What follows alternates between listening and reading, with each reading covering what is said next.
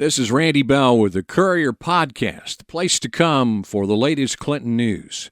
Despite 2 homicides in just over a week's time in Clinton during October, the city's police chief says this is still a safe community.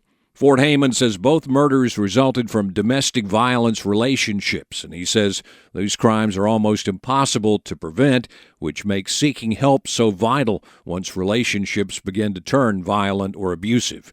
And Hayman says he encourages anyone who experiences relationships that are abusive, physically or emotionally, or violent, to reach out for help. And Mayor Will Purdy says Clinton takes a proactive stance in trying to break the cycle of domestic abuse. When it rises to a domestic violence charge through our municipal courts, we have programs that we will sentence people to complete to certainly address things of this nature. The Center for Violence Prevention in Pearl offers the Batterers Intervention Program, a 24-week effort to convince abusers to change their ways. They're actually educated and shown the damage that domestic abuse causes to everybody that's involved. That's CVP Executive Director Sandy Middleton. They're given the tools to learn to not be domestic violence offenders, and it does prove to be very effective when it's used correctly. Middleton says it works best with first-time offenders. It's important to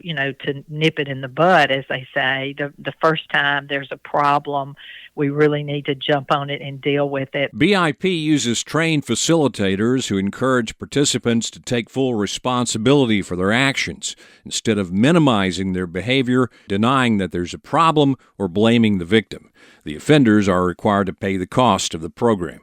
Middleton says BIP should not be confused with anger management. We really need everybody to understand that, anger management does not help a domestic violence offender because it's not about anger, it's about power and control. It's a very intentional act in order to control their intimate partners. And she stresses that the cycle of domestic violence is a real thing. Most of the time it's, intergenerational.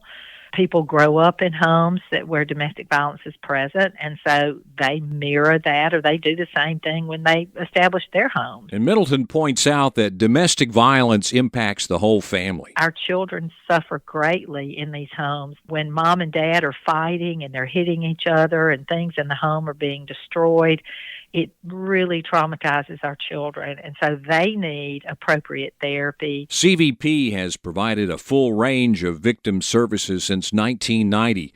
There's a crisis line victims can call for help, 601-932-4198, or toll-free statewide, 1-800-266-4198.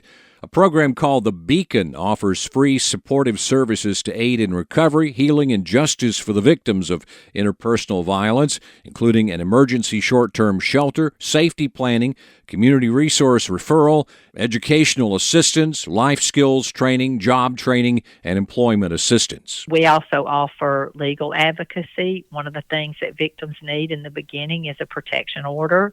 They also need a connection to maybe start a divorce proceedings or start an emergency custody for their children. Therapeutic services are also offered, including support groups along with children's therapy and parenting classes. Advocates also work to assist the families of domestic violence homicide victims, like the 2 in Clinton, in navigating victim compensation, probate, guardianship, media interaction, and the criminal justice process. According to Middleton, those who want to end a violent relationship should contact CVP first. We encourage people who are victims or who are potential victims to connect with us before they start to leave because we want to help them plan to leave safely. I'm Randy Bell.